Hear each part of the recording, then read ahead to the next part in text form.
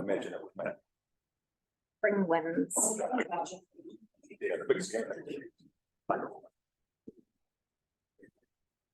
Thank you. Right, I'll call the meeting to order. And Hari mai ki te hui o te rā, me hari mai ki te wiki o te reo Māori. We'll start with a karakia. Kia tauna manakatangi a te mea naro. Kia runga ki tēnei o tātou. Kia mahia te hui makahiki. Kia toi te kupu. Toi te mana. Toi te aroa. Toi te reo Māori. Kia tūtaru. Ki whakamoa. Kia tina. Hui e. So I think everybody knows the exits and the entrances and what to do. We will start with apologies. We have apologies from councillors Old, Macaulay, Maynard and Councillor Elams. I will move that those apologies be accepted. Do I have a seconder, please? I do. Councillor Gray, thank you very much. Now, the subject of today's meeting is to approve a document for consultation. Does anybody have a conflict of interest? Nope. They don't. I was quite hoping somebody would really, because I'm just trying to think what on earth could there be a conflict about, and I was looking forward to learning. Having a debate about it. So, never mind. There is no public participation. And so we come to the business of the day, which is a report from the Chief Executive. So I shall pass over to you, Paul. Thank you, Matt. I'd just like to acknowledge that obviously as an extraordinary meeting, the council officers have been working with our subject matter expert, Philip Jones, who is connecting to us online today. We have endeavoured to obviously share the information that has been produced both prior to and finalised after Mr. Jones came back off from overseas just on Monday. And you'll know that we sent it out on Monday evening and gave as much notice as possible in order to prepare or allow councillors to prepare for today's discussions.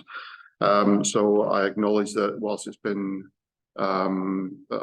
not been ideal, we have had conversations at workshops, and I would welcome obviously any comments around the timeframes, but I do feel that we've, through our best endeavours, tried to allow councillors to be as prepared as they possibly can be.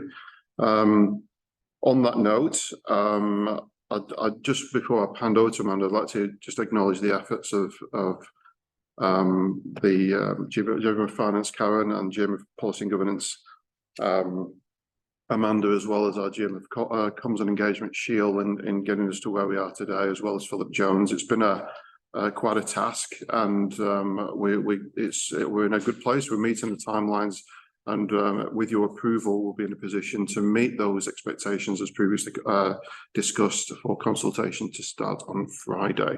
But obviously today is about us tabling those with you and seeking feedback. So I'll hand you over to Amanda. Thank you. I'm hoping you've had time to read through it. I appreciate that it wasn't very long. I hope that it reflects the conversations that you've had with officers and the direction that you've given us, and that we've done our best to try and make it as plain English as possible, with noting that its rating models are quite a complex thing to discuss, as you guys have found in your own conversations with Philip, and having Philip, talk to you on several occasions now. It's not easy to explain in plain English, so I hope we've done our best. We are currently preparing a set of FAQs that will go alongside the consultation document. And if there's any ideas for FAQs today, we can take them back to the finance team and see that if they can produce something in a timely way. We don't want to end up in the same situation we had with the annual plan where we were scrambling to do those FAQs, and we want to try and be as prepared as possible. and we're all incredibly constrained. I think it's just a message that we've got at the moment is the workload is quite high, and we are working our best to get the work done in a timely way. So there are a number of policies that are kind of bundled up together here. They have to be consulted on under Section 102, Philip might correct me if I've got that wrong, of the Local Government Act. What we have done is we had 3 or 4 remissions policies, and we've bundled them together under one remissions policy. Alistair's just given me some feedback this morning about some lack of clarity in that policy that he will, I expect, talk to. We have to have a remission and postponement on Māori land policy under the Act. And then the big one is the finance and revenue policy, which has the most dramatic changes. The others are pretty much status quo with some tweaking. It's the revenue and finance policy. And so we've got Philip online, and we've got Karen here as well, if there are, and Charlie's online as well, if there are particular questions.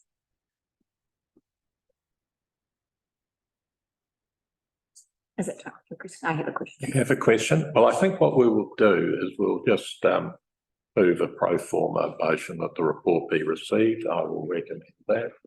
Councillor Ray seconds it. All in favour, please say aye. Aye. Aye. Okay, so over to you, Councillor. Thank you, Amanda, Karen, Philip, and team. I agree that actually for such a prescriptive document on such a complicated topic, that actually it was refreshingly plain English and easy to read. Alice is right, there are a few editing tweaks that will make that perfect, but overall a lot more user-friendly than I imagined it might be.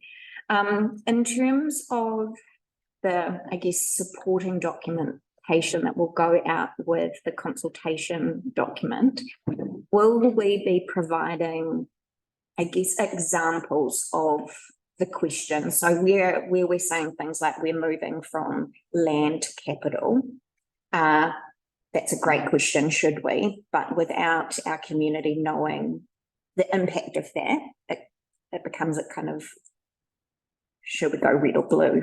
Yes. So will we be providing some of those background examples so people can see the impact? Around land versus capital, we have to demonstrate the technical numbers of what it means, because we won't be able to interpret that. Yeah, perfect. And the other question was some of the other questions talk about adding this particular targeted rate. Will it be clear that whilst we might be adding something, the pie still remains the same? Because I guess if you're not a subject matter expert, it feels like if you're adding something, what we're suggesting is we're adding extra cost. So maybe just making clear that that's just an extra slice of the pie rather than making, Redistribution, yeah. The same pie. Yeah, same pie, extra slice. Yeah. Through you, Just like just in response to. The other thing that we want to add is Philip did a presentation with some community members that we kind of reached out to because we felt like we hadn't heard from them leading up to this process, and that presentation will make available to the public as well. okay, thank you. Any other sort of general questions at this point? I think I could do a general one before I go to the specifics. We talk in here, one I would like to discuss is the remission on sports clubs and sports fields. At the moment, it's traditionally been 50%, but it doesn't outline why we do that. And my gut tells me that it says if we want to encourage sport and we want to encourage people to get outside and we want to encourage participation, why aren't we looking at perhaps 100% remission on these sports fields and things? Most of the sports fields, probably 90% of the sports fields in the district, are owned by the council anyway. And I think the only ones that aren't would be Trustlands Trust fields. I think is the only non council-owned sports fields. Maybe that's bowling club. Yeah, that's Trustlands Trust. Field. So, you know, if we want to really encourage in this day and age getting, excuse me, particularly kids off screens and getting them outside doing things, why would we put a barrier into a club to actually encourage participation? And I can look back on my time with my own kids doing sport, and it doesn't affect my family, but there are a lot of families out there that struggle for their kids to buy rugby boots or buy soccer boots, and I know the clubs all have, you know, when your kids grow out, you put it into the pot and it gets recirculated amongst. But actually, we want to remove barriers across the district to participation in sport. Not, and whilst it's not a lot of money to a club, it might be quite a bit of money. And when you look at already, I don't know what's the rugby club charging for kids sport, about $50, isn't it, or something? $40 or $50. You know, that's a big bill for a family. That's Especially some of those families, Yeah. 2, 3, 4 kids and so if we can reduce it somehow, you know, it is a huge benefit to the community. And we're not talking a lot of money here in the big scheme of things. Personally, I'd like to see just remit 100% for sports and recreation, because it affects all ages. So I think there are two sort of broadly different sets of issues that we possibly need to debate. One is the content of the papers that go out with the questions. And I think what Councillor Plimmer was just raising then is there something in the policies related to sports fields that actually we should be signaling we would like comment on. And then there is the nature of the actual questions themselves, 11 questions, and possibly the text that goes with them. And I think that's a separate discussion, because we could all be quite happy with the documents that sit behind it, but we might not be so happy with the questions that are inside it. So I think what we'll do then is possibly we could go through each of the documents, starting with the remission of rates policy.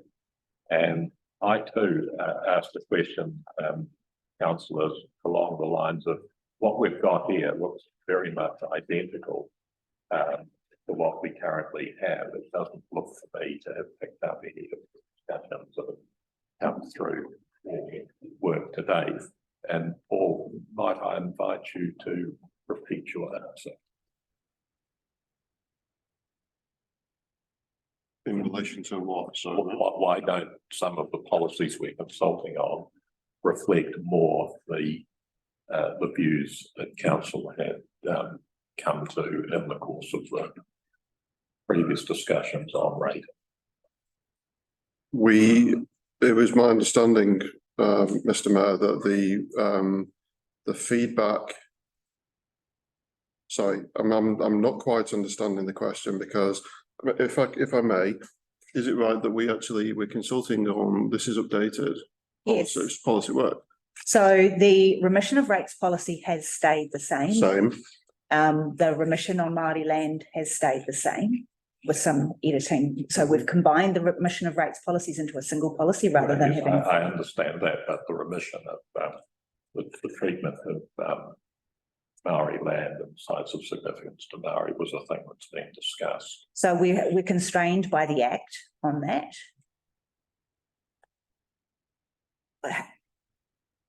Would you like to expand on that? Sorry. Well, I'm a bit, do you want to remit rates on sites of significance? That has been discussed. I'm not quite sure what you're asking. Could you? Point that, if it's okay, because I think you're referring to something that I brought up at one of You the did bring it, meetings. Yeah. and I thought there was widespread concurrence with your views. Yeah, it was around having built into the remissions policy, if there is privately owned land that in the future is identified as being a site of significance, if there's an option to be able to remit rates on that part of land. So if somebody owns, you know, an area of productive land and now they can't farm on it because it's been identified as something That might be a question for Philip, because I'm not a rating expert by any stretch of the imagination, and I'm not sure. Philip, did you hear that question? We still got him. Yes, we should have. Okay, well, and then the other, Sorry. There was actually a conflict in my calendar and I thought I'd resolved it and I hadn't, so I just fixed it again. My apologies. Can you just ask the question? I only heard the end of it. My apologies. Philip, hi, it's Beck here. One of the workshops that we had, we discussed towards the end of the workshop, having something built into our remissions policy so that if an area of privately held land is in the future identified as a site of significance and can no longer be farmed or used for the purpose that it was purchased, can we have that built into the remissions policy almost as like a future proofing? So if we're in that situation later, we've already got it there. The problem you have with building it into the remission policy currently, right, is that you don't know the criteria in which you're going to identify that significant area. So once you have that is absolutely not correct, Philip. The area gets signified into the district plan as an area of significance to Maori, and there it stands as a notified site. And that's what Rebecca is talking about. Okay, yeah. So can I just clarify? The question, therefore, is: has the district plan been made operative, and has that section been made operative? That's the question I have. The current district plan has got sites of significance to Maori listed within it. Yes. Okay. But none in the in South Wairarapa. None in the South Wairarapa, but it is there. Would this be covered under the 4.3 remission of rates on land protected for natural, historical or cultural conservation purposes? Yes. 4.32 covers it, actually. Yep. 4.32 covers it, talks about historic heritage. So that cultural, natural or historical heritage. Perhaps we just need to change the words because it says which is voluntarily protected. So we maybe need to look at voluntarily or protected under district plan rules or something. Would that fit all right? Through you, Your Worship, absolutely. Councillor Plummer is actually correct. So if you make that minor change, that would actually cover it. Yes. Of Councillor Plummer. Sorry. The other thing that we had discussed, even though it was rather a specific example that I had used, with the issue of rates on water races after the water races have gone through the town and are therefore not particularly usable for the purpose they were intended. Now, whilst that is a particular example, it occurs to me that there may be a more general issue that could come up in the same way of we are in a sense charging for something that is actually not possible for the person being charged to actually get the benefit of that. And that seems to me to be an issue that we discussed. Expand on that a little bit because you want to expand on that a little bit. Go for it. Oh, well, in the particular example that had been drawn to my attention, I gather it's been hammered around the council for a long time, is people on the east side who farm on the east side of Greytown, where they're being charged water race rate, but the water's not whatever the equivalent of potable is for humans. Cows, farmers don't wish to let their cows go in because they don't know, and we can't reassure them that once the water's run off from the roads, it's still drinkable. Yeah, so so currently urban people aren't charged the water rate for Excuse me. It's 100% for farmers. We're talking probably one property where there is an overflow for the storm of Greytown. One property, but the water race still flows regardless of whether the overflow is flowing. So there is fresh water going through that water race all the time. It only gets the runoff in a matter of overflow when the ground can't cope with any storm issues in Greytown. In terms of the testing quality of that water, I'm unaware, and I would imagine Colin would be unaware of any form of testing of the water that has gone on, whether it's potable for stock or not. And if it wasn't potable for stock, I think we'd be in very big problems. But that is a much wider issue than just rating, because it falls into the issue of what is Greytown, and it is Greytown specific. What is Greytown going to do about stormwater in the future when the water regulator starts dictating about the quality of water for stock food? So it's a much, much bigger issue than just a rating issue. But right now, it does affect one farmer that I'm aware of. Yes, it may affect more, but I don't know how far. I mean, the water race goes for quite some distance, 160 kilometres or something like that. Yeah, so I know of one farmer who's considers it's a problem, but I haven't gone out and consulted anybody else. I'm aware of that farmer. We've had conversations. Sorry, is Yeah, the sorry. question, is there currently a clause in the remission policy that would cover this particular? There isn't? Councillor Woodcock. Oh, yes, thanks, Mr. Mayor. I was, just gonna ask the same sort of question as Ella, but I'm not, have they ever done the water testing to see what the quality is? I know Carterton test theirs on a regular basis. I'm unaware of it. I don't recall seeing any test results come in, and Colin would be the best one to, he's been on that committee for years, so he would know, but I don't recall nothing in the last 3 years that I see any test results from the quality of the water. I've never seen it. But absolutely, that would answer one question one way or the other. But as it's highly unlikely because of what cars and trucks, etc., leave on the road, and that then gets washed off into the water race, it's highly unlikely that the water in the water race is 100% of the time usable. And my question isn't so much whether we should have a sort of a yes or no on this particular property. My question is more, if it turns out that the water is not drinkable for whatever reasons, is it then reasonable to charge this person for the water? That's more the question. And my view would be, no, it's not. And under those circumstances, we should be remitting the water rate. And that's different, very different in my mind from the situation where somebody has, like a library, they have it available to them, but they choose not to use it. They could use it if they wanted to.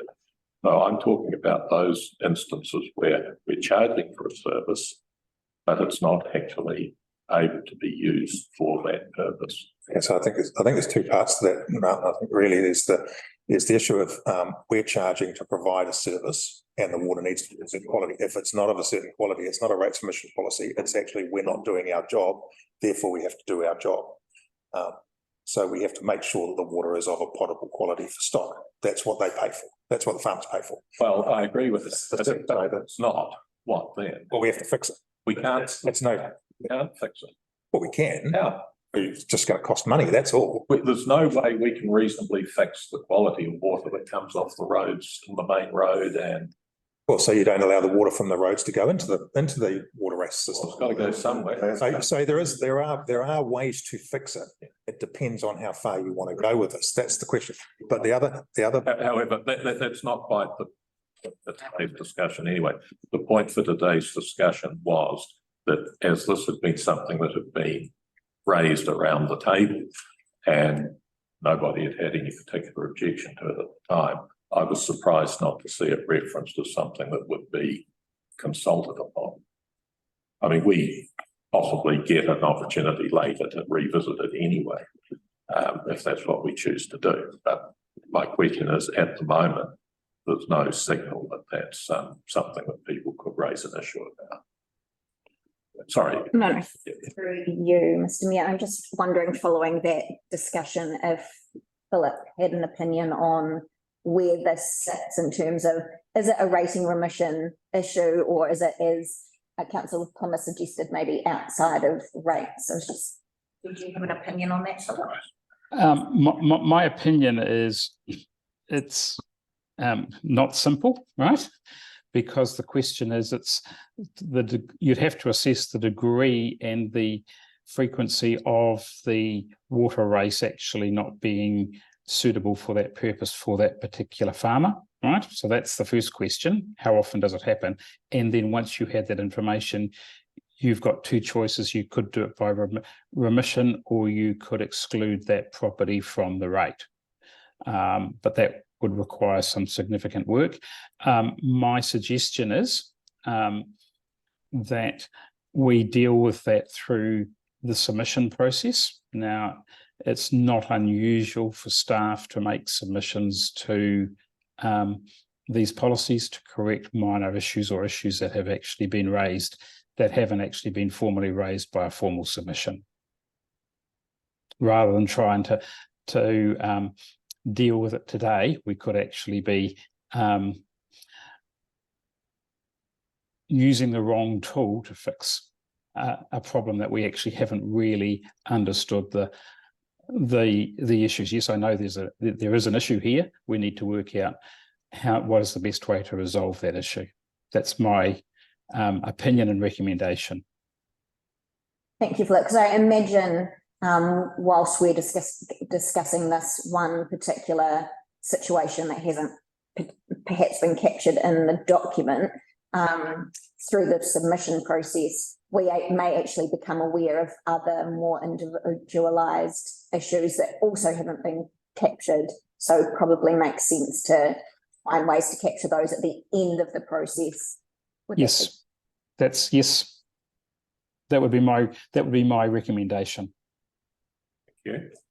Thank you, Philip. So is there anything else in the permission policy that people have noted or wish to?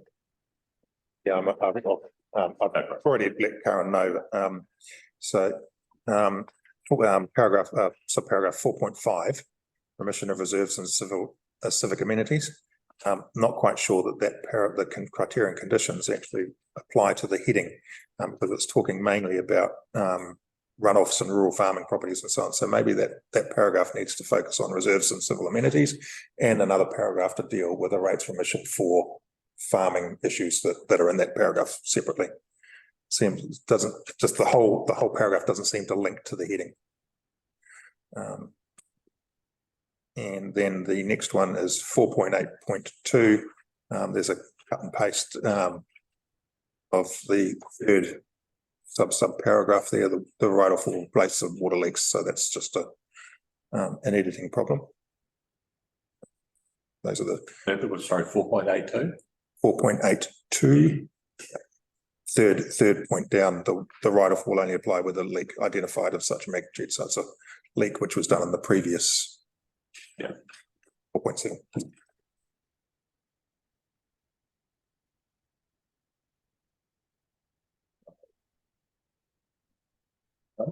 And then, I'm sorry, and then that brings up the next one is the question that I raised right at the start, which is the sports one, which is in this remission, whether or not we want to discuss that now and get some guidance.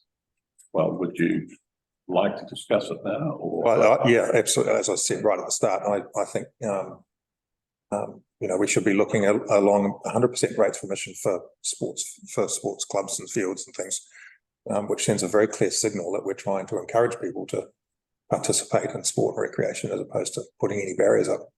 In the big scheme of things, I don't think it's going to have a major financial impact on us, because there's very little land that this involves that is in private hands. And as I said, it's only, as far as I can guess, and I might be wrong, somebody will no doubt steer me right, but I think it's only trust land, Greytown that affects. The rest of it is all council owned anyway, so we probably remit our own land anyway. That would depend on what class of sport. If you've got the beach shooting Plains Road there, if it's you're locally owned. I think part of the criteria is it's got to be beneficial to those primarily under the age of 18 and not. Is that part of that criteria potentially? I would wonder, Alistair, how we would guarantee that the intended beneficiaries get the benefit. I just, well, you can't guarantee it in any state, but anything that sends a signal to our sports clubs we're encouraging you to help out. Any cost we can remove from sports clubs means the cost of doing sport doesn't go up so much. I can only think from my experience when I look at my kids playing sport, I'm not seeing Greytown Rugby, for example, or Martinborough Rugby awash with cash. They are literally covering their bills, and they're always out fundraising to try and cover the bills. There's sausage sizzles going on, and every time you go down to Card Reserve or whatever, there are sausage sizzles at every single park trying to raise money for that various club, and that money is there to go in to make sure that the fees don't go up for the kids playing sport. Now, this is one thing that we can do to reduce some of that pressure. My question, however, is that the beneficiaries aren't the sports clubs or the people who pay sports fees, the landlord. But they put those rates onto things anyway. And if you took Greytown Trustlands Trust, they are providing those fields for the benefit of the community. Rugby club pay the rates, pretty sure they do. Rugby club pays rates, and the bowls club pays rates. So we are, there is it's not the trust paying them. The trust ultimately pays the rates, but certainly they recover it. Councillor, right? I think. Sorry, thank you. I don't know that it really needs to go too much into the philosophical debate about it, because we already remit 50% of it. It's just extending what we already do. And I think to probably quite a worthwhile group, I'd be happy to support taking that up to 100%. Thanks. Yep. Amanda, how hard is that to throw that into here before you send it out? Not hard. I just make a point, if you're increasing that remission, then you have to charge it somewhere else. So you have to move that charge to another group. So it's not a matter of just increasing it, it's then where does that? And the question comes back to that, how much do we charge ourselves? Are we actually charging ourselves for our own land? Maybe Philip, Charlie, could you? Can I just answer that? Schedule 1 of the Rating Act exempts land owned by a local authority for recreation purposes. So it's actually the Rating Act already covers it to be non-rateable. So we're not actually even starting to rate ourselves. So it's exempt. Okay, then we're talking about a very small part of land, which comes back to that philosophical question, which we're going to have about sports fields in the main, which is we've got a civic organisation providing sports fields for the community, which arguably the council should be doing anyway, but we're charging that organisation rates where we're to provide the service that we should probably be doing ourselves. This seems, but I wouldn't imagine that's huge enough.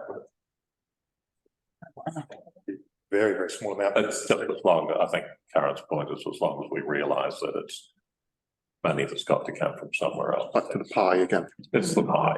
Yep. Councillor. I just wonder, not that I disagree with you in principle, Councillor Plummer, I just wonder if this is a bit like the water rates and we actually wait for submissions and then perhaps could make a decision on it. So perhaps it's not a decision that needs to be made today, but could wait for the end of consultation just as an alternative. We ask the question and see what people, so to actually prompt people to. We wouldn't even need to ask the question. It could, like Philip said earlier around the water races, it could be something that comes up through submissions and is discussed at the end rather than the beginning.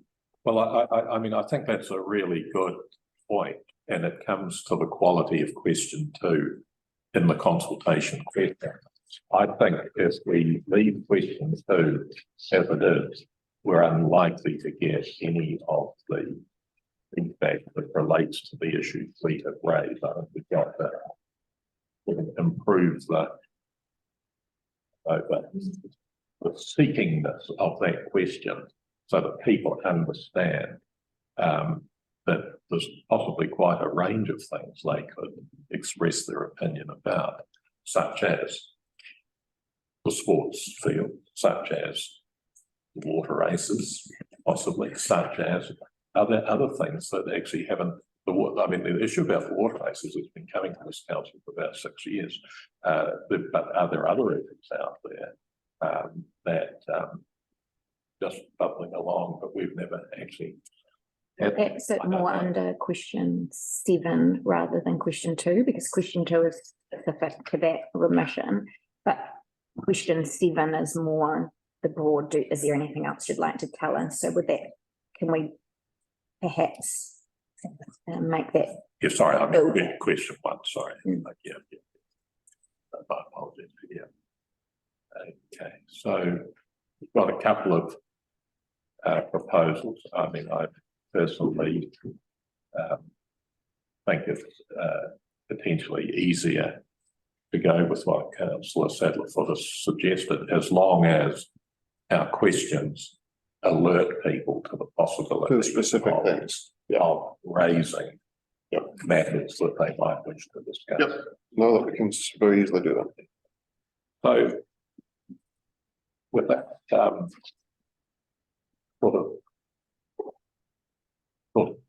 foreclosing any discussion on any of the things that we've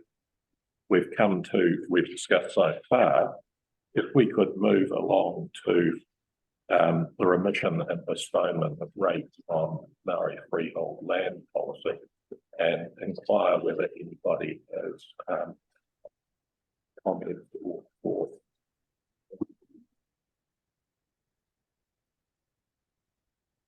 okay, so I take silence to mean general endorsement. Then we come to the revenue and the financing policy, and this might be a little bit of a weightier issue, possibly. Why do we need such a thing, please, Amanda? Why do we need a revenue and finance policy? It just sort of strikes me as bureaucracy for the sake of bureaucracy. It's in the Act would be my answer. But It's a good answer. It's a good answer. It's actually more than that. Yes, it is in the Act, but it actually sets out council's decision-making process, its rationale for why it has landed where it has landed. So that's right. You've had a number of workshops. So what we've had is we've brought your recommendations from those workshops to put this into this document. So this is a conclusion of all your workshops that you have had previously, and we've now summarized all those wonderful workshops into this document. So it's basically telling the community your rationale for why you're having why your general approach to both the general rate and any targeted rates, as well as the level of fees and charges. Yeah.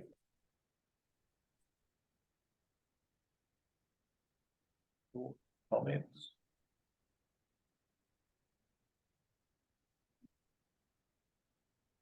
I just note one thing, which is that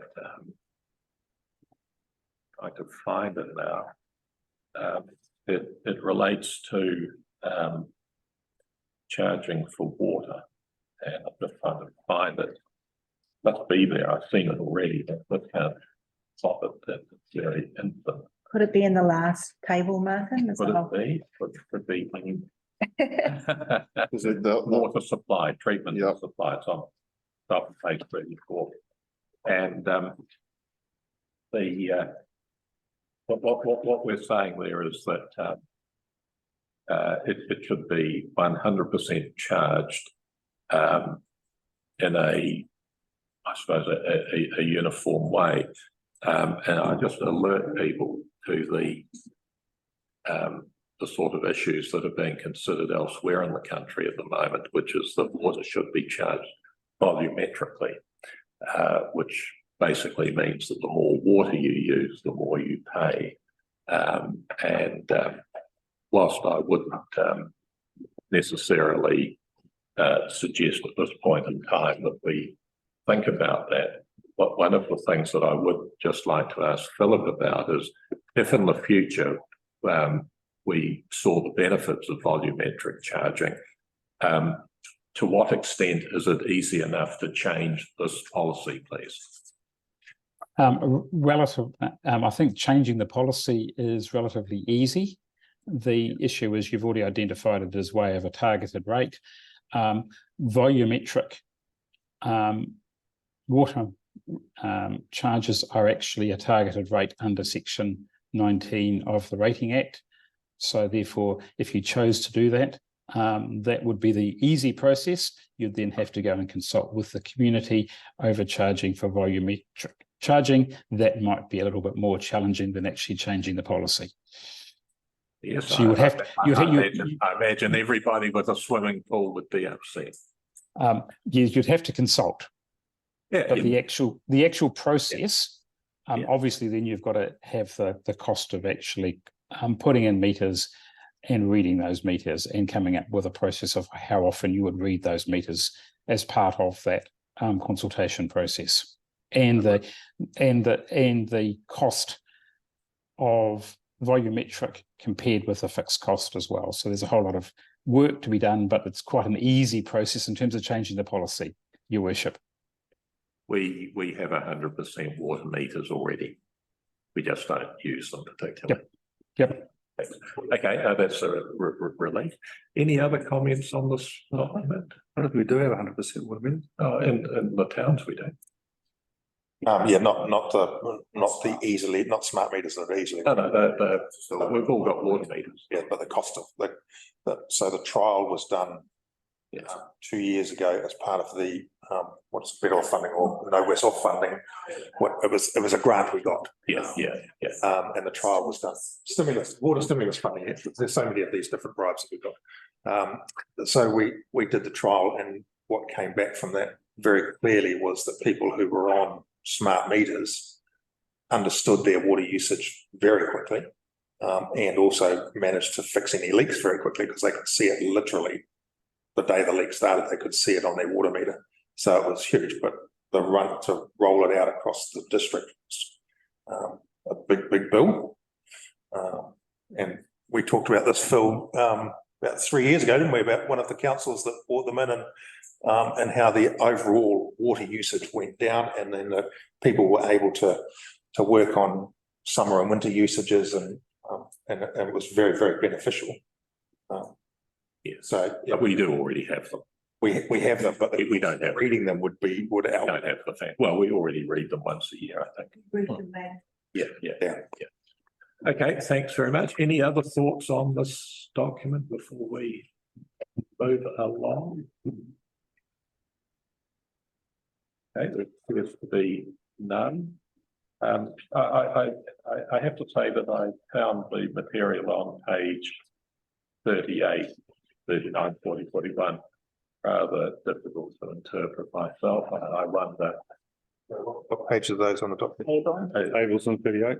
It's the 4 pages. Oh, that page. Yeah, sorry. I wasn't quite sure how many of our residents would take to that. But, okay, there appears to be no further comments there. Sorry. Oh, sorry. Yes, there are. Last, Late. I note that Councillor Plimmer has talked about a few minor editing tweaks and things, and I know that for previous documents we've had a point that maybe 1 or 2 councillors would work with you to do that editing, and I just wonder if we can include that today. Just any immaterial minor last minute editing tweaks can just be run through one councillor. 100%. Great idea, thank you. Yeah, excellent. Saves us having to. Do you want to nominate some people? Alistair. Kind of nominated himself, but Tomorrow. So I'm in You're in district plan meeting tomorrow. plan meeting all day tomorrow. So Melissa.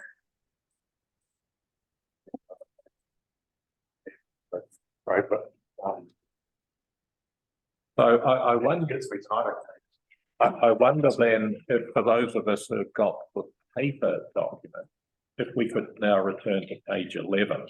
And page 11 has got the 7 questions that we would be asking people to comment on. And really, in some sense, this is the nub of it, and maybe we could go through each of the questions in turn. So the first one, do you have any feedback on the draft remission of my view is that needs to be elaborated on to give an idea to people of the scope of the matters that they would be able to come back to us with. Any other thoughts there? Sorry, Mr. Mayor, I think 1 and 2 are specific to those specific policies. I agree with you, but I think it's question number 7 that needs to be changed. Question number 7 is a general, do you have any feedback to offer? And I think it's that one that needs to offer some sense of the quirks or scope that people can provide feedback on. Well, if they were going to have looked at the live stream and listened to this discussion, many people would think, well, this is the opportunity to raise the issue of the sports remission. It's an opportunity to discuss the water race.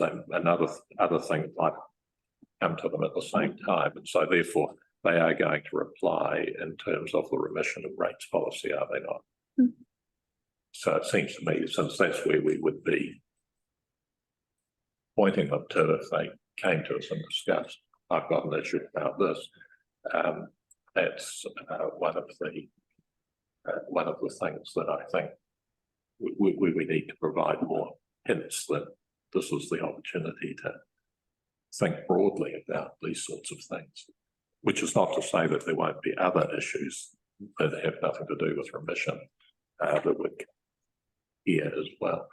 I mean, you want to go, for example, in italics, well, even whatever. even if we had a very sort of quick, I mean, if you compare what we've got down with capital value or land value, one of the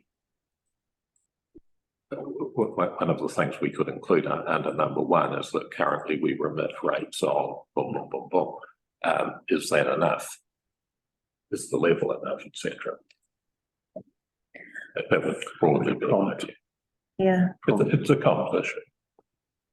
I just think because we're not promoting any changes to the remission of rates policy, if we were promoting a change, then I would suggest we need to actually ask a change question. Yeah. So if we are asking, is it 50% or 100% of rates on sports grounds, we should ask that question. But there's nothing stopping us ask that question. No. If we want to include it, yeah, Question number. I think it's easier than getting, so one of the things that I've been thinking about as you're talking is how do we analyze the information that we get back and how much work does that then create? If we have kind of general statements, it makes it much harder to analyze and takes much longer to analyze information. Whereas if we have a very clear this or this comments, we get a clear picture quite quickly without too much analysis, because people could write something that is a little bit wishy-washy, and then I'm not really sure if they support a remission or not, or under particular circumstances, it gets a bit harder to analyse the information. I think you're right. I mean, I sort of try and guide them into something. What actually generally happens is people will focus, and if you say, for example, for example, sports, that's all they'll talk about. They won't. It can be the problem. They won't look broader. So I think you're right. If we have a specific ask the question, yes or no. Leave one as broad as it possibly can be, but add a question that is specific to the issue that you've raised, which is 50 or 100%. So say something like, currently we are at 50%. Would you propose to leave it at 50% or increase it to 100%? Yep, we can do that. Yeah, they know what we're actually doing currently. So what would be the sort of question you would ask about water rates? I haven't thought about it Because that's, I'd be looking for some advice. well, you know, I think I just wonder whether, because it affects, you know, it is specific to really one owner where the pipe comes out. Maybe it's a different question that we need to deal with. You might be right. I wouldn't want to ask it about water races particularly. I would want to ask it about the more general issue of, do you think you're being charged for something that is impossible for you to get the value of? Because when you take it to an nth degree, you know, when you go down the line, for example, dairy farmers don't use it because the water by that stage has got silt in it, and they go, well, good water into a cow gives good water, gives good milk out. So they articulate their own water supplies. They don't use the water races anymore. Yeah. So those water races were put in for dry stock farming, not for dairy farming. Yeah, that's a very good point. Through you, Yeah, thank you. Chair. I'm just thinking that potentially, I think water races is a bigger issue. There's a whole lot of things besides the one that you've raised that I know people who have water races across their properties have previously have had a water races committee that doesn't exist anymore. Potentially, as part of the LTP process, we should engage more specifically with water race owners or people that have water races across, they don't know, obviously across their property specifically on a few issues. And we do that as a parallel project just with those like that. stakeholders. And an update on that as well, Mr Mayor, I am aware that council asked officers to prepare a report on our water races a little while ago, and Robin I've seen the first draft of that report, and that actually might help inform the future conversations at the time of the LTP. It's quite a large issue. Can you run that by Colin before it comes to us? Because he's got. Oh, he's across it. He's across it. Yeah, intimately involved in it. Yes. Okay, so it comes now to any thought on question 2, any edits there people are looking for? Yes. I thought I would add an explainer about the addition of significant sites in the main rates remission policy so that people know that they can look for it there. Yeah, thanks very much. That's it. Now we come to capital value or land value. And I do have a comment here, but does anybody else have something they wish to raise? Okay, well, the thing I wish to raise is relates to a note I sent around, it might have been a fortnight ago, just commenting on the virtues of capital versus land. And the big disadvantage of capital value is it rewards land bankers. So you can have people sitting there anticipating that their capital growth will be bigger in the future. For example, when we would prefer them for social reasons to actually develop their land into residential where people can live, etc. We also have examples in the district, people with commercial property who do not use their properties for that purpose. And it is my view that if you're not going to use land for the purposes that it's been zoned, then you should not be rewarded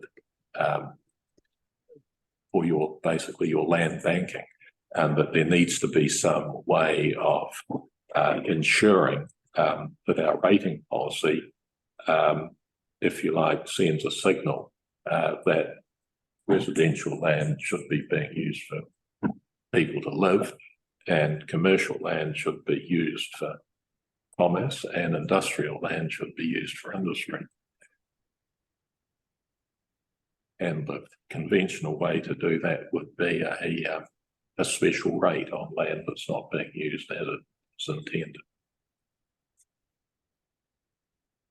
Philip, have a feedback? What do you think, Becky? Is Philip there? Should be. He just sent us a message saying he needs to leave in 4 minutes. So Make a quick comment on. Yep. on So this is an interesting topic. I see councils that have both capital value also and land value have also the same issue. The challenge I agree with your worship, if rates were the only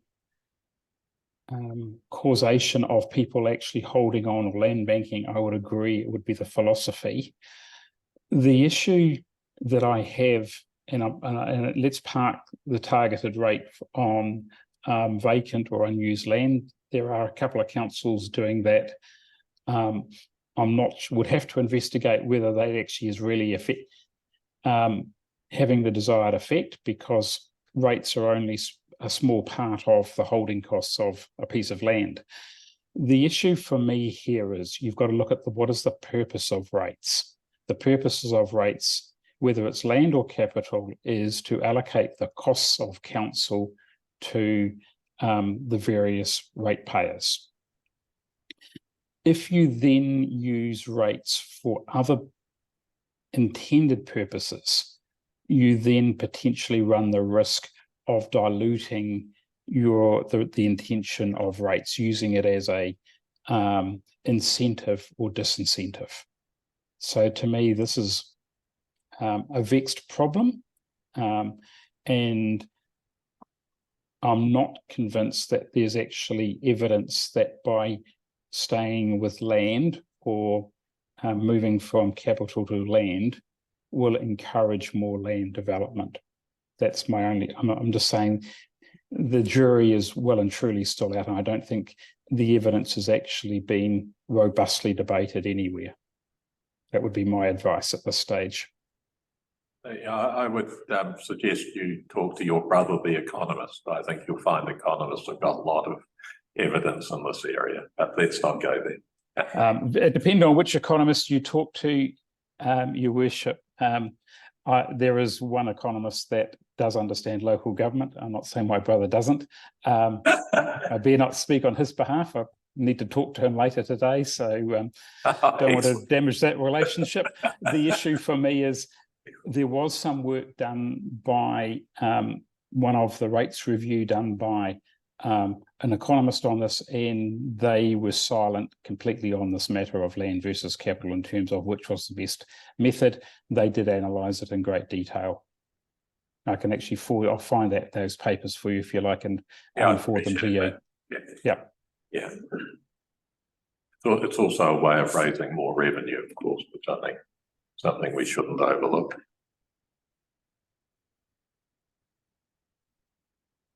Any other thoughts? Yeah, we've talked about it a lot, and I come back to the thing that capital value for me seems to be a more robust method of determining the real value of somebody's, so, and we even say here, no system is ideal. We have to accept that that's the case, but which is the fairest overall and which is the most robust and defendable? And for me, it's capital.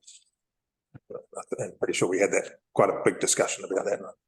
And provided we give our communities the right level of information to make an informed decision one way or the other, that is the intended purpose of this consultation, is to get community feedback on what they think is the most ideal.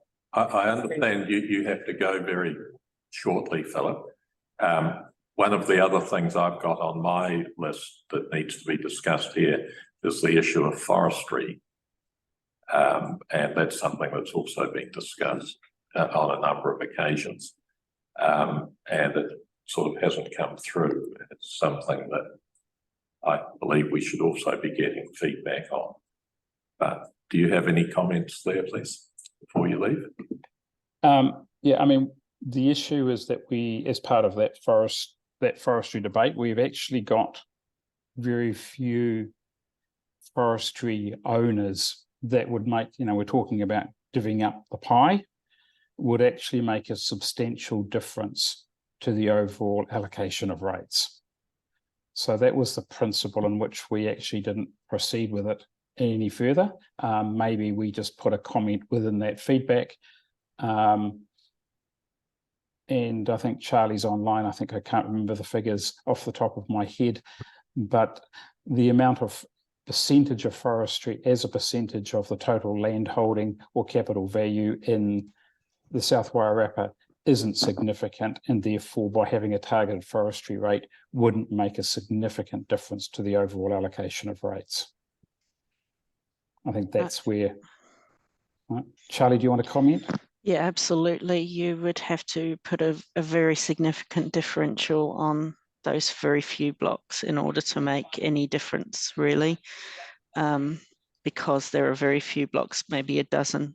From the top of my head, I can't get into the data right now, that are pine forest.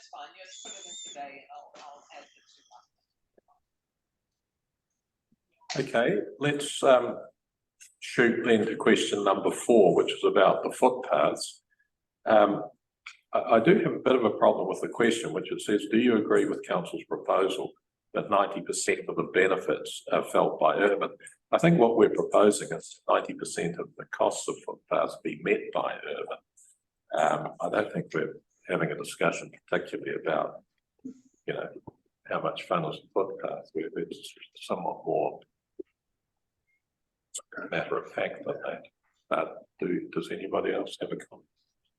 You wish, but as noted, I do have to leave. Is there any other questions for me before I Yes, thank you. leave you to your final decisions? My apologies. Apparently not. So thank you Okay. very much for the Thank time you. out to spare. Thank you. Thanks a All the lot. best in your decision making. Thank you. Thank you. That's Right. very straightforward. Okay. to me. Number 5 is about the rural road reserve versus an infrastructure emergency resilience fund. Any comments here? My only comment here would just be being very, very clear, and I think we're almost there, that Oh, yeah. that this is a replacement of the rural road reserve, and that I guess the reason for that change is to make it broader, fairer, and that the contribution to that will now be across all The region, yeah. community rather than one sector of it. Otherwise, I think the question is fine. The discussion we had at the time also noted that the criteria for spending it in this way might be different from what would happen if it was just a rural road reserve. Do people recall that discussion? Which I don't know whether that's something that we need to. I think it was touched on, I'm not sure whether it's actually, we're asking a question around the existence of, or the replacement of the reserve. And the criteria, I suppose, could be weeded out at a, defined at a slightly later point. Any other thoughts, comments? Okay. Number 6 is the one about whether accommodation providers should be contributing to economic development costs. Any questions, comments there? Thank you. Yeah, I thought that when we had gone around the table and talked about that, that Charlie and the ratings team had identified that would be really, really difficult to enforce. Even identify. To even identify. We did, we only believe that we don't identify under that criteria. So we would have to make some assumptions.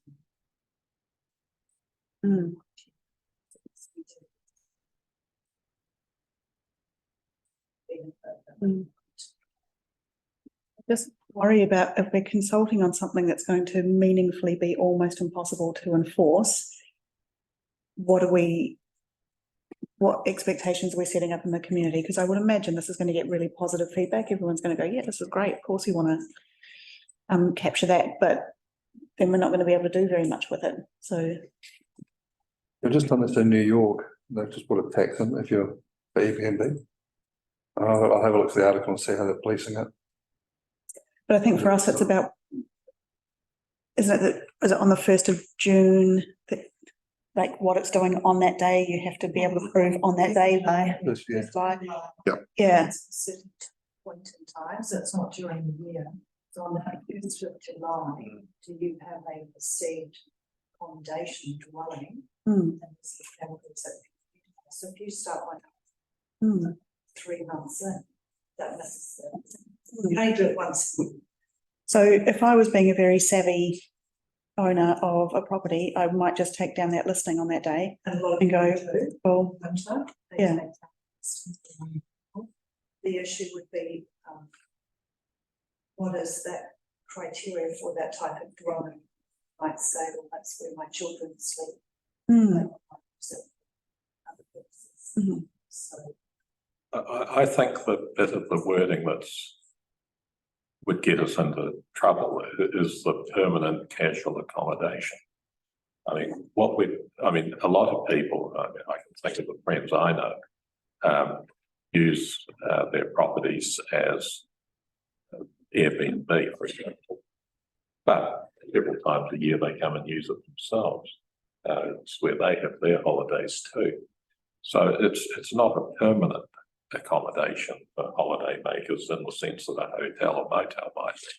But nevertheless, it's being used a considerable amount of the time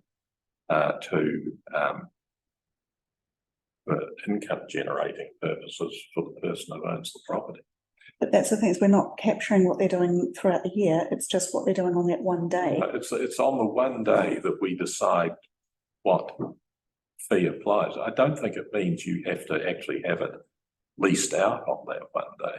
What we do is we have one day of the year where we decide, are you in or out for this purposes? I think what they're doing, sorry, I should put my hand up, sorry. They require you to register, like, because we're not the first council to face this, you're required to register whether you operate your dwelling as a short-term rental, right? So on that day of the year, you go, this is what I do it for, therefore you pay the rate accordingly. How often you use the dwelling? And quite a lot of things in New Zealand depend basically on people signing a bit of paper saying, I'm over 18, I'm entitled to do this, or I'm entitled to apply for a license for this. And if you signed it incorrectly, well, then you're taking the risk. I think Charlie's got a. Oh, can you hear me, Charlie? Yes, I can. Your hand is up, so you can go for it. Thank you. With the way that the Rating Act is set up, the use of the land is determined as at 1st of July. Now, it doesn't necessarily have to be rented out and occupied on that date, but that is what that property is being used for on that date, even if it's vacant. Yeah. And yes, a lot of councils, one of the ways that they operate their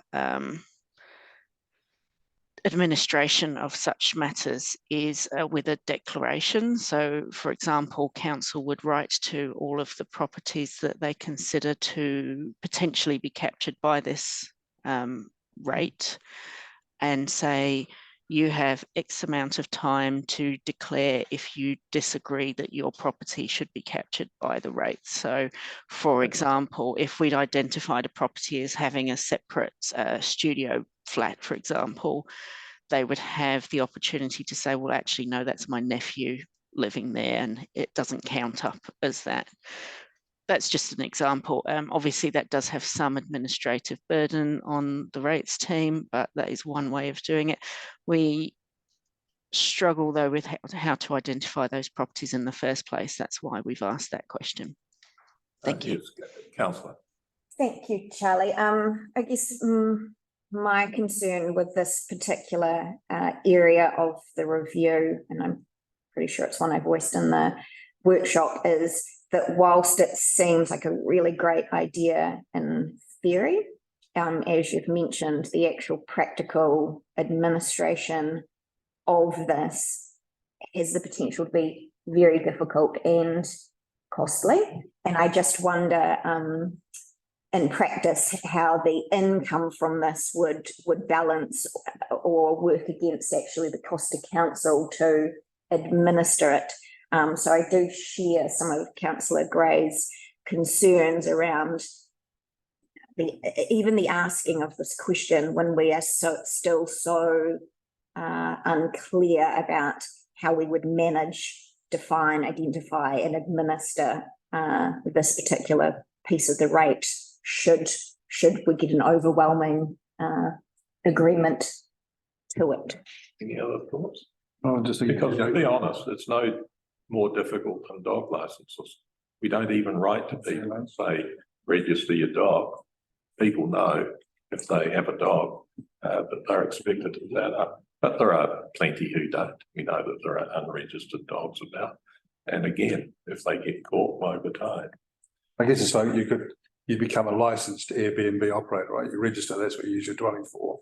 And therefore we then issue a license for them to be to operate as such within the district. Are we prepared to potentially employ regulators of that license to peek through the fences and windows of buildings to check their intended purpose? I'm not sure. If I may, I Mr. Mayor. think Councillor Plummer. I'm sorry, councillor. Yes, sorry, I just wanted to, we're talking about the economic development rate, so we're talking about a very, very small amount of money in the big scheme of things, and the amount of effort we would go to get to this. What sort of material difference are we talking here between those that already pay? Let's say we get, I don't know, 2,000 houses that say yes. What's the actual impact that would have on that very small part of our operation? From It depends on the rate we charge. well, but the economic development rate, that's a contribution that we make to WEDs and so on. So we know exactly what it is every year. What is it, $1,000 or something, isn't it? Yeah. So, even if we get 1,000 houses, what's the material difference going to be between the people who currently pay it, and if we got 1,000 houses to then what they would pay then? Are we talking $1 or $2 here, or $10 over a year? And if so, is that worth the actual cost that it would cost us to do that? What I mean is we might be able to afford a much greater investment in economic development. But our economic development is a shared service with the other two councils. So we decide how much to allocate, and we have other options for encouraging economic development.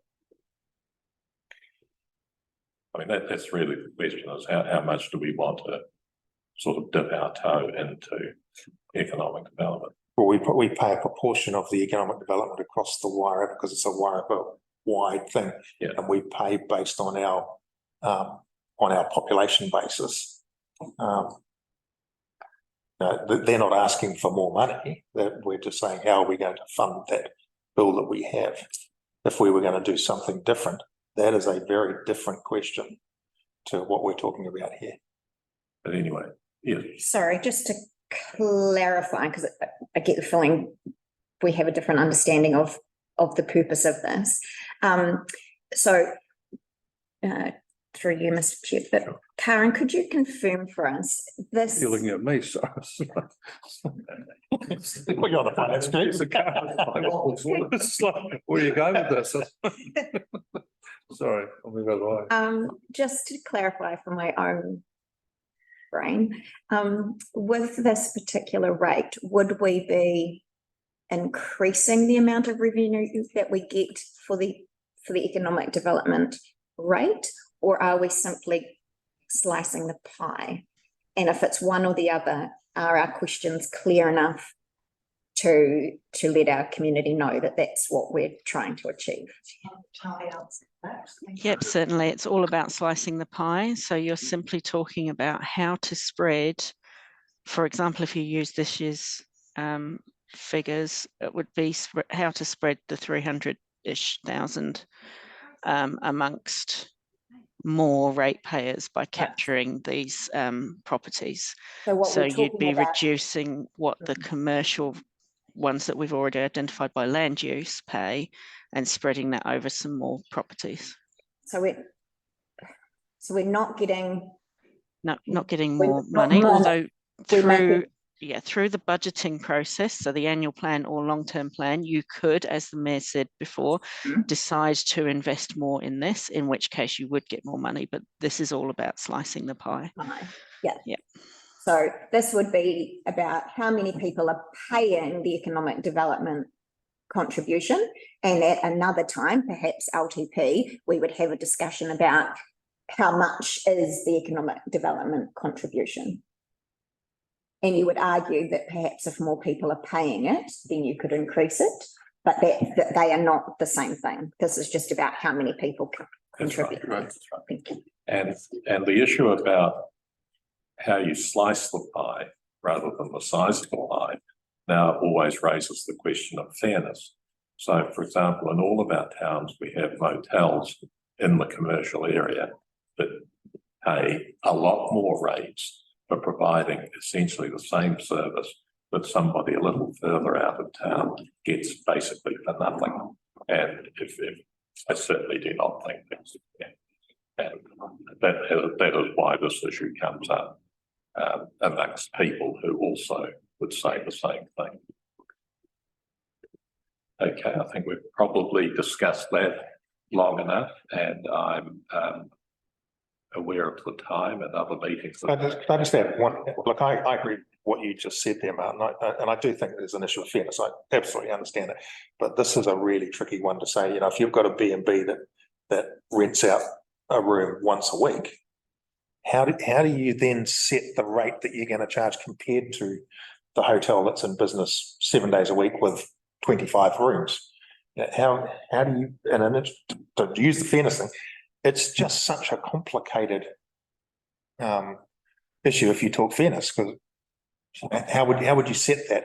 Well, you might have a B&B that's available every day of the week, or you might have my sleep out might be available 1 day a week, or so it's just, should I pay the same rate as the person who's 7 days or the person who's got 28 rooms in a hotel?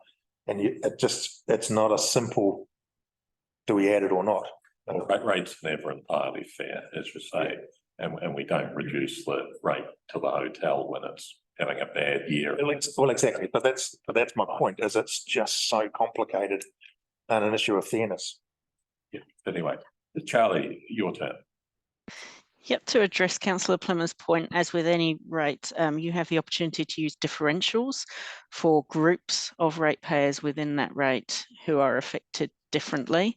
So you could use a differential to, say, make the commercial, what we classify usually as commercial, so the motels pay a differential of 2, so they would pay twice as much, or give a 0.5 differential to those part-time sort of Airbnb type properties. So again, there's a mechanism for it. Council haven't identified any differentials through the process so far, but that's an excellent use of consultation, is for the community to identify groups that they believe differentials might apply to. Thank you, Mr. Mayor. Just bring us back to the purpose of the question and that word permanent. So the question here is around whether or not a dwelling that 7 days a week, 365 days a year is used as an Airbnb or detached type accommodation, rather than the 1 night a week type accommodation that you may choose to. So I think that is probably something I would like to emphasise, because that is quite a different picture. Yeah, I'm certainly never going to vote for permanent, because I think it's not the way most people use Airbnb and Point of Management. And if it's permanent, does it not then commercial? Exactly. So would you like us to remove the word permanent? Oh, well, we'll come to vote on the things, but at this time we're having a general discussion. So I think it's quite clear that when we come in a minute to vote on the particulars, that there could well be some discussion and amendments around this. We'll come now to question 7. Do you have any other feedback you would like to? That's the question. Is that a good question? What do you think? I wonder if there could just be a prompt there around this, this could be used for specific individual situations and things like that, just something to prompt people that it doesn't necessarily have to be feedback previous 6 questions, but actually this is your opportunity to raise things outside of that what you've asked about. Other ideas. Yeah. This is your chance to mention anything not already captured in this consultation. Is that doable? Excellent. Okay. Right. So what I suggest now, at least on the paper document, we return to page 1. And that where there are 5 recommendations, I suggest we do 1 to 4 as a job lot. Recommendation 1 being that we note that the funding and financial policies require review and adoption leading up to the long-term plan. 2, note that the consultation has to be used as a special consultative procedure. Note that consultation is proposed between 15 September, 15 October. note that the hearings committee will hear submissions and undertake deliberations scheduled for the 26th of October. So I will move those four recommendations together. Councillor Plymouth seconds it. Is there any discussion, please? Okay, then I'll put it to the vote. All in favour, please say aye. Aye. Okay, thank you. Now we come to the adopting the statement of proposal and the draft policies for consultation using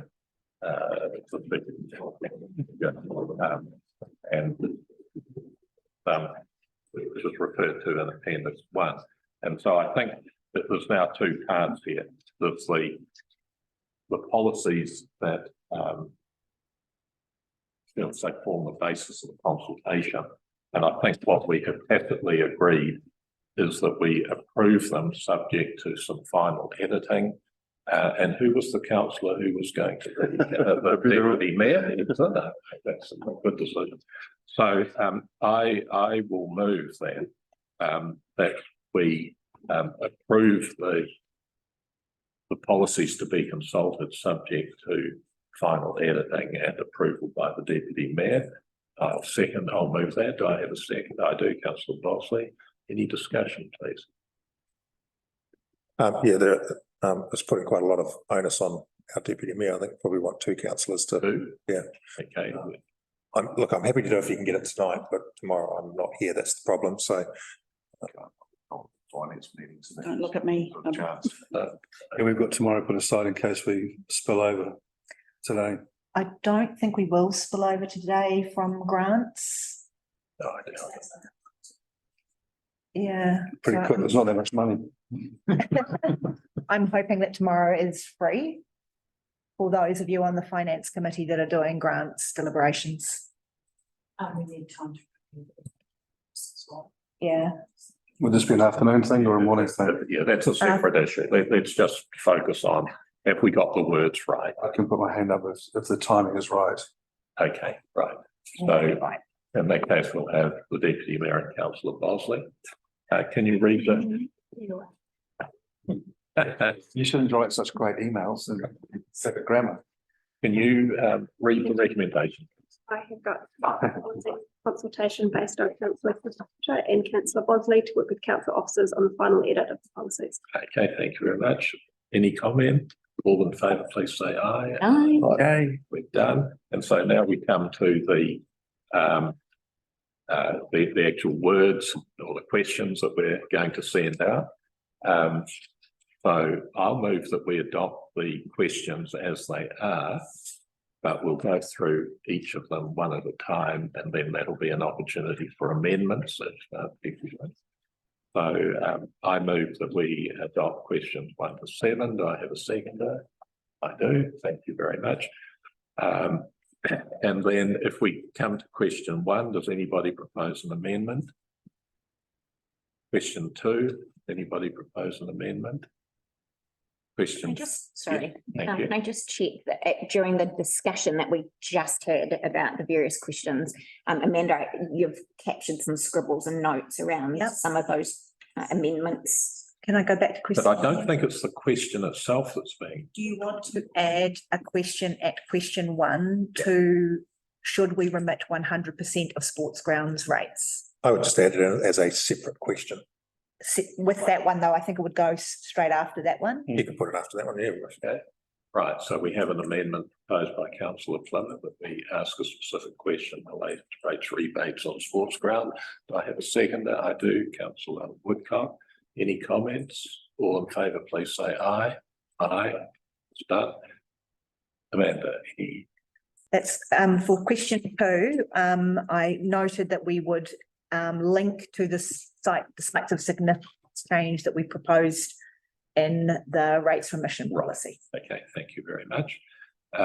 So that's good.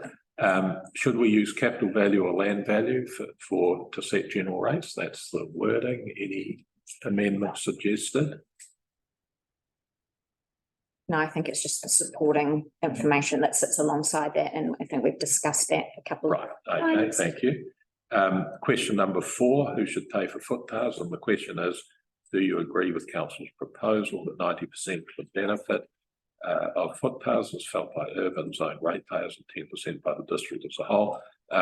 Certainly, I would prefer the word benefit to be changed to that urban ratepayers pay 90% of the cost, to be quite Yes. specific. Yeah, great. Okay, I see general nodding and agreement for that, so that's possible. Question number 5, related to the Rural Road Reserve. The question is, do you agree with council's proposal to create an infrastructure emergency resilience fund through a targeted rate? Do I have any? I don't. That's excellent. Okay, should the dwellings used for permanent casual accommodation contribute to the economic development rate? And the question is, do you believe that dwellings used for permanent casual accommodation should be included in the economic development rate? And my problem is with the word permanent, because I don't think it captures what is frequently meant by people who lease out their properties for Airbnb, because there will be times when they use it for themselves. But nevertheless, the primary purpose or one of the primary purposes is for casual accommodation. I'm not even sure if casual accommodation is quite the right word either. I think it's a little bit more lies the plan when you're working through Booking Match or Airbnb, as Councillor Bosley said, you're actually signing up to a business arrangement. Could it be short stay accommodation? Yeah, I like that. Paid- Regular paid. overnight accommodation. Yes, I mean, I think the problem is we don't want to make it so specific so that it only applies to Airbnb, because there are other, I mean, Airbnb is an example of. And people do it through their own advertising as well. Exactly. The short-term accommodation. Short-term accommodation, I like that. Yeah. Everybody happy with that change? Okay, thank you. The question about how you recommend that council define and identify these, I think that's a good question. It invites the wisdom of crowds to give us their thoughts. Any comments though? Personally, I would like to see all of question 6 just removed from the consultation document. I don't think we have a good understanding of what it is we're really asking, or what we're hoping to achieve, or what pressure we'd be putting on our ratings team to be able to get any sort of outcome for like quite a small economic benefit, I think. So my amendment would be to just remove question 6 and not consult on it. We'll put that to the vote in a minute. In the meantime, I'll move that we amend the words to short stay accommodation rather than permanent casual. Do I have a seconder, please? Yeah, second. Councillor Bosley, any comments? I think it's just a more accurate description of what's happening. All those in favour, please say aye. Aye. Against? It's carried. And then number 7, I don't know that was there any changes that were sought here? I think we just talked about expanding a bit of a comment around what you could add in here that could capture anything not already. Did already. Right. I've taken some notes. Okay, thank you. So now we come to the recommendation, which is that we propose the wording in the questions. I'm sure Councillor Gray is about to recommend an amendment that we remove question 6. Is that correct? Absolutely. Do I have a seconder? I don't, so it lapses. Sorry, can I just ask a question Yes. on it though? If it stays in, we are still able at the end of consultation to further discuss this question, its administration, and make a decision at that point about whether this is included or not. So it's, as far as this question goes, this isn't the finite. And nothing here is a decision. No, it's But my concern is this is it's out to the community, and we. this is not a deliberative vote. We're asking people to vote. But I do agree with Excuse me, you. excuse me. Okay, so we come to the recommendation that we adopt the consultation questions. I'll move that we do. Do I have a seconder, please? Yep. Councillor Plummer. All in favour, please say aye. Aye. Against, it's done. Just in case there's any business that we have omitted by a conscious of time, any last? It's not. In that case, we have a closing karakia. Kua mutu a mātou mahi o tēnei wā. Anakatea mai mātou katoa o mātou hoa. O mātou whānau ao ki te ārangi. So our work is finished for the time being. Others is probably just beginning. Thank you very much, everybody. Thank you. And Councillor Bosley, you and I will swap seats. Oh, you said at 11 though, right? 10:30. Oh, 10:30. I thought it was 11. That's amazing.